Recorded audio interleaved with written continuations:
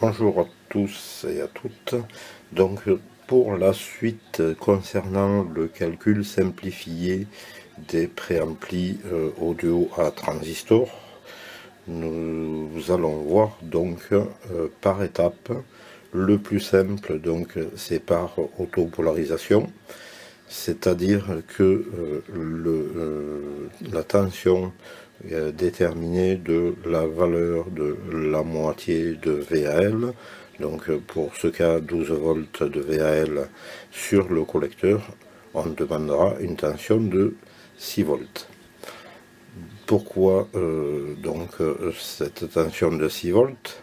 Puisque ce système fonctionne en classe A. Donc la classe A est connue justement pour fonctionner à la moitié de la valeur d'alimentation ou la moitié du courant selon si on utilise des tubes avec un transfo ou transistor avec transfo.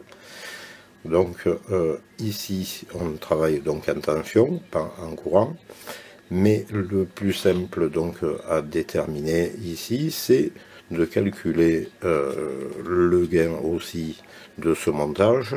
Donc on a 5 kg sur le collecteur, 470 ohms sur l'émetteur. Donc on va théoriquement être à un gain supérieur à 10, puisque la valeur de la résistance émetteur est inférieure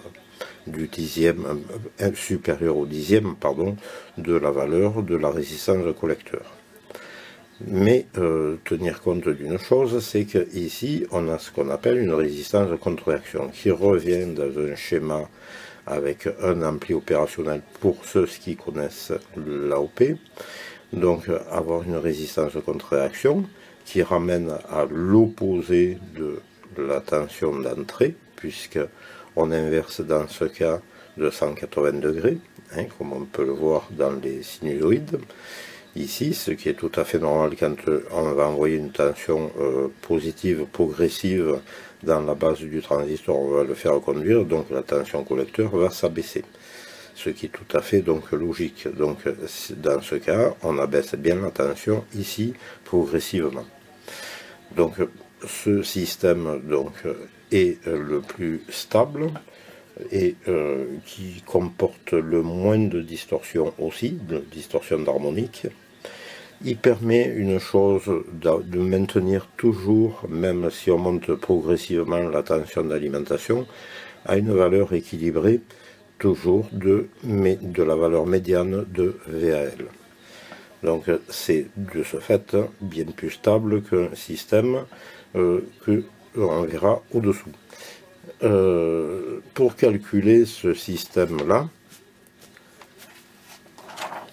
le calcul statique donc de ce système est donc à faire, c'est RE moins R2 fois bêta pour trouver la résistance de base. Donc un demi de 12 volts dans le courant de 1 divisé par le bêta égale le courant de base. Donc ça c'est le calcul statique pour déterminer ce système-là. On va voir ensuite ici, voilà, donc pour le montage. C'est pour calculer le gain, on va faire R1 sur R2, sans tenir compte de RB donc, qui est monté en contre-réaction. Alors, on voit ici que si R1 est égal à 3300 ohms, R2 à 1000 ohms, donc on aura un gain de 3,3 fois. Donc on trouvera environ 3 fois, à tenir compte toujours de la résistance de base qui est la résistance de contre-réaction. Alors comment calculer ce système là? Donc on va faire ici, on va voir plus bas, pour calculer donc RB, donc R1 moins R2, ça fait 3300 moins 1000, ça fait 2300 ohms. Donc pour exemple un transistor de 2222 qui a un HFE compris entre 100 et 300, donc à déterminer comme je vous avais dit, avec ce genre de petits trucs, on met le transistor ici, on met sur la position HFE ici, et on a une lecture qui est donnée ici en gain, qui est donc le gain en courant. Le HFE est égal le gain en courant. Donc voilà pour ça. Donc ici, si HFE 100, donc on va faire 2300 pour qui est la valeur ici de notre ensemble de résistance, multiplié par 100 qui est le bêta ou l'HFE du transistor. Donc ça nous fera une résistance de base, donc RB ici, qui va être donc de 230 000 ohms. Donc de VC0, donc ici à tension de collecteur, on doit avoir un demi de VAL. Donc on est dans un fonctionnement classe A, ce système, une grande impédance d'entrée, donc puisque on est à 230 000 ohms de la résistance de base, comme on l'a vu ici d'après le calcul, et une résistance, une impédance pardon, de sortie qui est relativement faible, puisqu'on a dit que la résistance était de l'ordre de 3300 ohms, plus la résistance émetteur, ça fait donc ici 4300 ohms pour l'ensemble d'énergie à tirer, positive ou négative, c'est-à-dire en alternance positive ou négative. Alors ici, il y a une chose, selon ce qu'on va trouver en amont ici,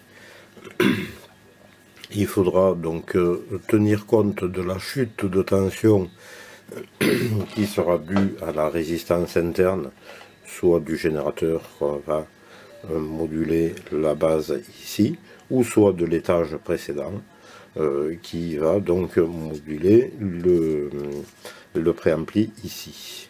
Donc là, il faut penser une chose, que ici, la résistance du gêné, qui est souvent de l'ordre d'une cinquantaine d'ohms, hein, pour la majorité des cas des générateurs de fonction, c'est pas critique en soi. Mais si on a un étage précédent avec qui sort ici sur le collecteur et qui a une résistance ici qui fait 100 kg, donc il faut bien tenir compte qu'on aura une chute de tension dans le montage.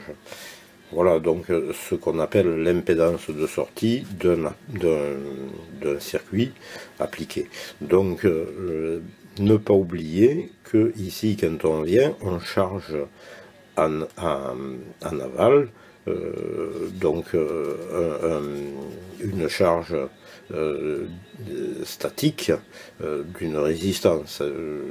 Voilà le truc. Si on a un diviseur résistif, donc avec un préampli dans le cas de ici, donc on va rajouter les deux résistances, et de ce fait les deux résistances seront la charge du collecteur du transistor. Donc bien tenir compte de ce cas, sinon vous allez constater de fortes chutes de tension de sortie de cet étage. Voilà donc pour ce système ici. On verra pour voir à calculer donc ce système ici, qui est le plus couramment utilisé dans beaucoup de préamplis audio.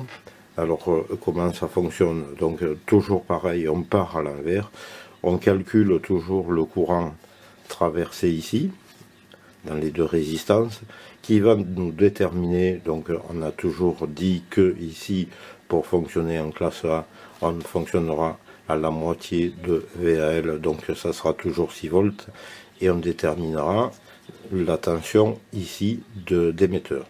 Connaissant la tension d'émetteur, après ça nous permet de calculer la tension du diviseur de base. De ce fait, on tiendra compte d'une chose, c'est-à-dire ici c'est la tension de chute dans la jonction. On tiendra compte, on va déterminer que la tension base émetteur, ici, positive, donc comme c'est un NPN, donc ça sera positive, on va prendre 0 volts 65. Donc important, ça ici. Donc comment on va faire? Donc ici, on a tous les calculs. Donc on va déterminer que ici 0 volts 65 et faire cette équation simple. C'est une équation qui est hyper simple, ce sont des mathématiques très simplifiées. Voilà, donc ici je vous laisse prendre la formule pour le calcul.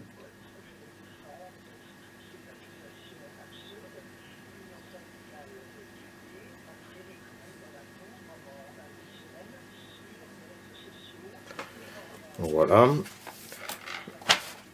Donc ici, je vous ai noté comment calculer pour ce système-là. Donc on est toujours un système inverseur.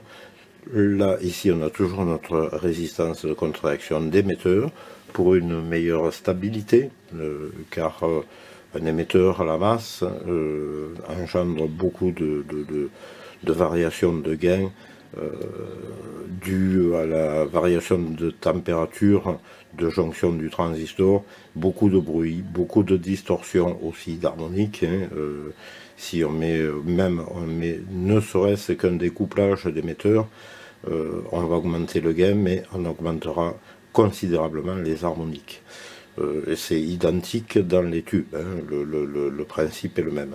Et il vaut mieux faire une chose, c'est-à-dire avoir plusieurs étages avec peu de gains, plutôt que d'avoir un seul étage avec beaucoup de gains. Donc, quand il y a beaucoup de gains, on va ramener beaucoup de souffle et beaucoup de distorsion d'harmonique. Voilà, donc ici, pour ce cas, ici, on verra après ce système-là, qui est un système à grand gain. Donc, il y a deux étages, hein, ici, avec souvent une résistance de collecteur qui est d'une valeur relativement élevée, donc qui draine un très petit courant de collecteur.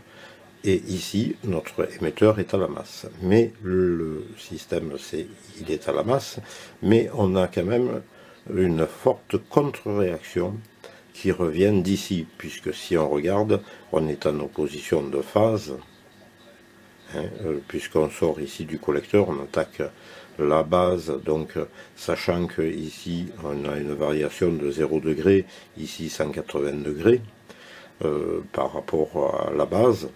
Donc ici, on est quand la tension monte ici, elle monte forcément dans l'émetteur, et qu'est-ce qui se passe? Donc elle va monter dans la base ici, faire reconduire ce transistor, faire baisser sa tension. Donc c'est bien un système qui est en opposition de phase. Donc de ce fait, quand on a l'alternance ici, donc voilà, comme ici on a une opposition de phase. Donc ici, par contre, ici, nous serons en phase. Si nous avons une alternance positive ici, on va se retrouver ici avec une alternance positive. Donc l'émetteur est à l'opposé de ici. Du fait, on va avoir une contre-réaction qui va s'établir sur l'entrée, qui revient donc à dire à l'identique d'ici.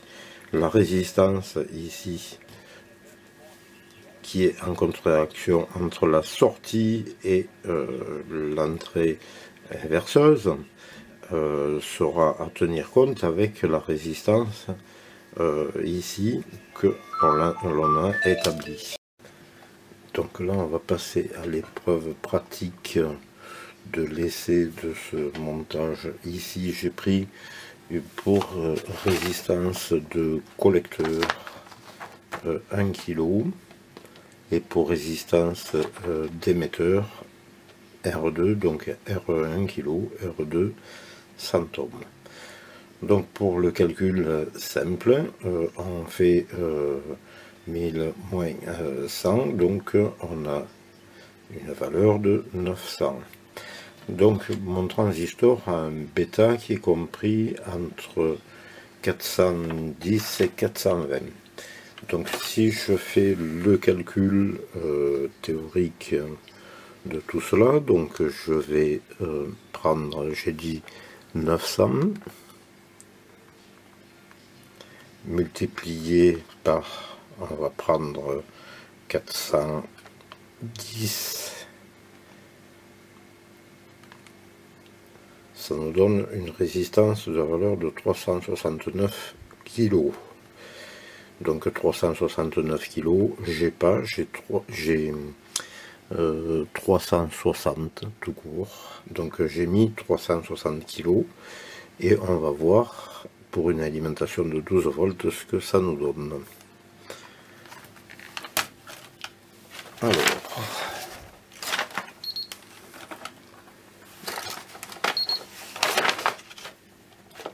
le voltmètre en place. Je vais prendre les points de mesure, donc ici je vais mesurer ma tension d'alimentation.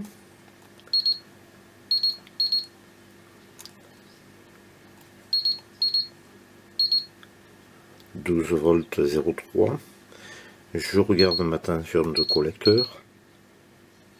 Ah, il y a souci. Je me suis décalé d'un cran. Voilà. Donc la tension de collecteur. «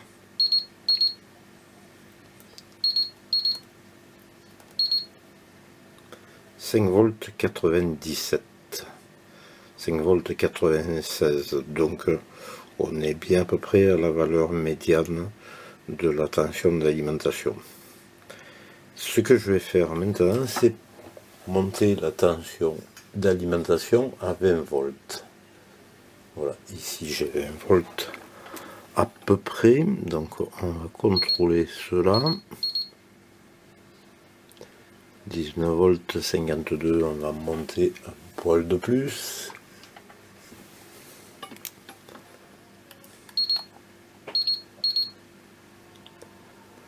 « 19 volts 80, un petit poil de plus. »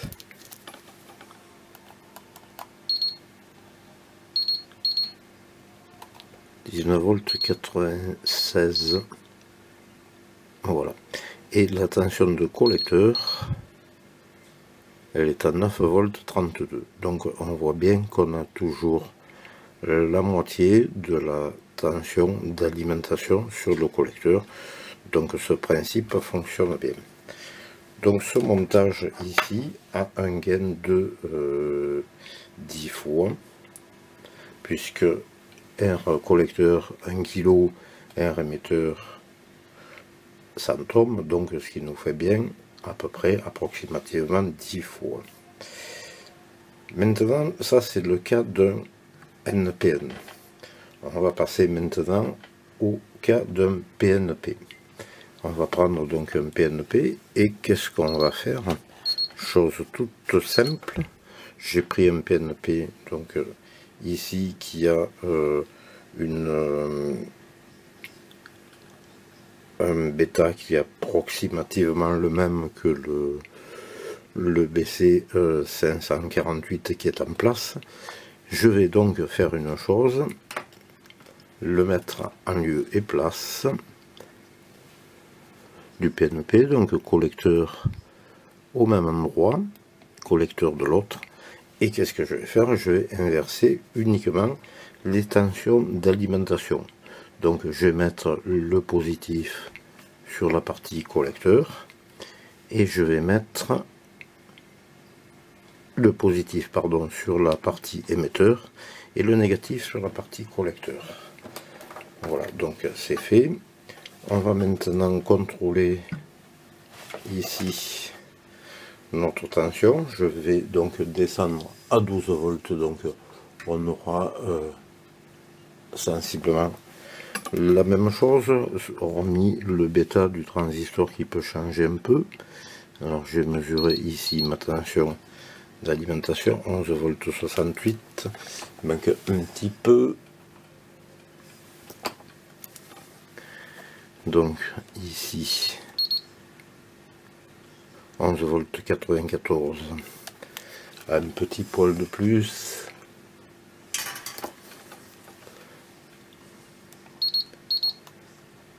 « 12 volts 17, je l'ai un poil fort, je vais baisser un petit peu, voilà. 12 volts 1. Donc maintenant, si je regarde la tension masse négatif, ici négatif, donc sur le collecteur, enfin sur le négatif 0 volts, et ici sur le collecteur j'ai 6 volts 21 pardon. Donc on arrive bien au même fonctionnement avec un transistor PNP. Alors le montage il est ici, c'est celui-ci ici, donc ici résistance 100 ohms, résistance de 1 kg et la résistance de 360 kg qui est la résistance de base. Voilà donc pour cette deuxième partie. On passera prochainement à l'autre partie avec ce que je vous avais dit ici dans le cas du préampli à grand gain. Donc ici avec la possibilité de s'en servir avec un correcteur de tonalité Baxendal grave, médium et aigu. Donc je vous ferai voir ça dans la prochaine vidéo. Donc soit une valeur d'alimentation 12 volts, soit une valeur d'alimentation 20 volts pour avoir une distorsion un peu moins importante qu'avec une tension d'alimentation 12 volts. Je vous parlerai peut-être aussi d'un ampli qui m'a été confié, qui est un ampli en classe D, donc d'une enceinte amplifiée. Je vais vous faire voir ça, donc vous donner une petite explication et la panne qui s'en est suivie.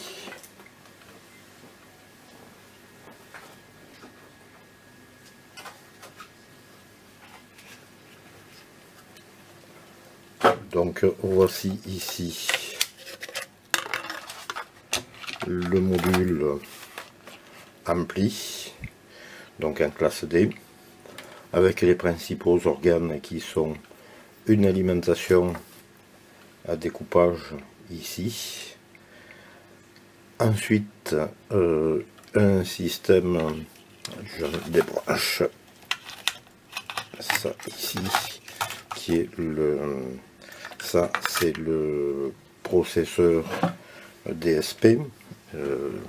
Donc le DSP c'est un processeur audio numérique avec ici les filtres actifs qui seront contrôlés pour ce type d'enceinte et de haut-parleurs.